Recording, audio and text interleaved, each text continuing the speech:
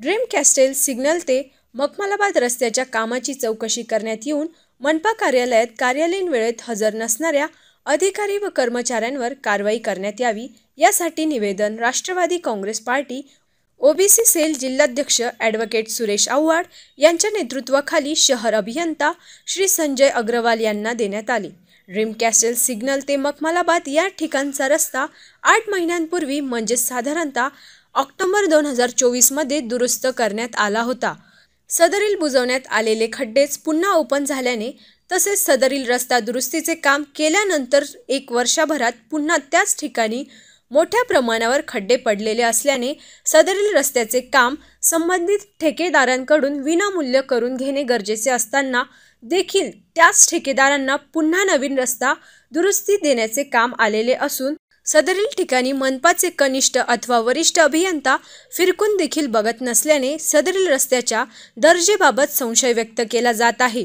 तरी सदरील प्रकरणाची चौकशी करण्यात यावी। श्रीकृष्णनगर, महादेव बाग, रॉयल टाउन, सिद्धिविनायक नगर, गॅस गोडाऊन परिसर, गजवक्र नगर, समर्थ नगर, तांबेमळा, घाडगेमळा, सत्यदेव नगर, मरुधर स्वीट मागील परिसरात रस्त्यांना मोठ्या प्रमाणावर पडलेल्या खड्ड्यांमुळे पायी चालणे देखील अवघड झाले असून सदरील परिसरात स्कूल व्हॅन किंवा रिक्षा देखील येत नसल्याने मुलांना शाळेत जाण्यासाठी सुमारे 1 किलोमीटर पायी चालावे लागत असल्याने सदरील ठिकाणचे खड्डे त्वरित बुजवण्यात यावेत।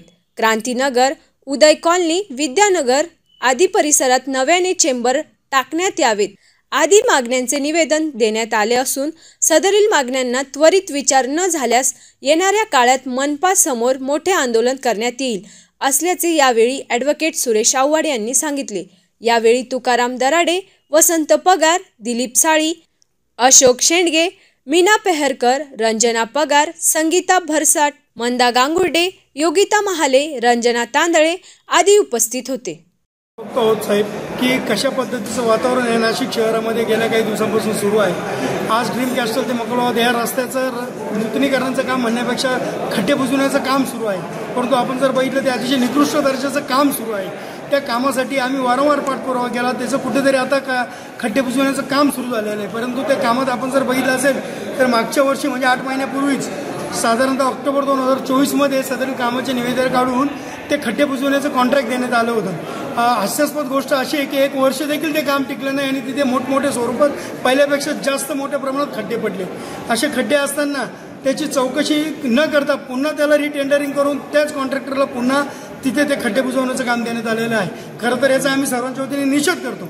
आज जर आपण बघितलं असेल तर आज हा बोर्ड बघा की आयुक्त कार्यालय, आयुक्त यांना भेटण्याची वेळ बुधवार आणि शुक्रवार तसेच 3 ते 4:30 वाजेपर्यंतच मॅडम भेटतात, परंतु गेल्या अनेक दिवसांपासून नाशिक महानगरपालिकेचे आयुक्त कुठल्याही अभ्यंगतांना भेटलेले नाही, त्याची कुठेही नोंद नाही।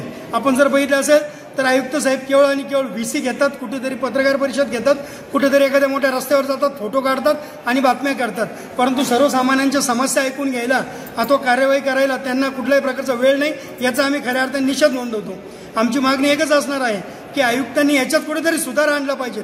नाशिक शहराचं जी नाशिक महानगरपालिका याचं खऱ्या अर्थाने एक पालकत्व ह्या आयुक्तांकडे असतं, परंतु जर आयुक्त साहेबांना वेळ नसेल तर मला वाटतं की त्यांनी त्यांच्या पॉवर्स काही डेलिगेशन्स करायला हवे, दुसऱ्याला सोपवण्यात यावे असं माझी मागणी आहे।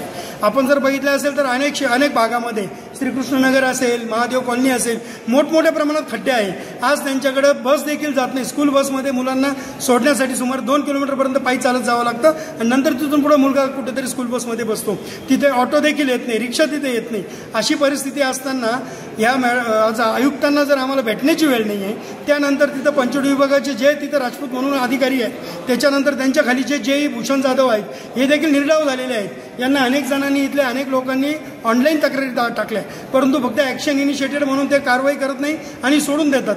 त्यानंतर आपण जर बघितलं असेल तर कुठल्याही प्रकारचे मुवमेंट रजिस्टरला एंट्री न करता हे लोक केवळ साईट व्हिजिटला चाललो असं सांगून आपल्या कार्यालयात उभे राहत नाही किंवा आपल्या कार्यालयात अभ्यंगतांना भेटत नाही।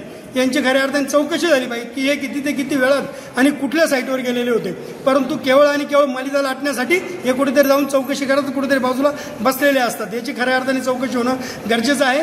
एकाच कॉन्ट्रॅक्टरला जर मागचे खड्डे पुन्हा पडले आणि त्यालाच रिकॉन्ट्रॅक्ट देतात, याच्या मागे फार मोठा भ्रष्टाचार असल्याची शक्यता नाकारता येत नाही।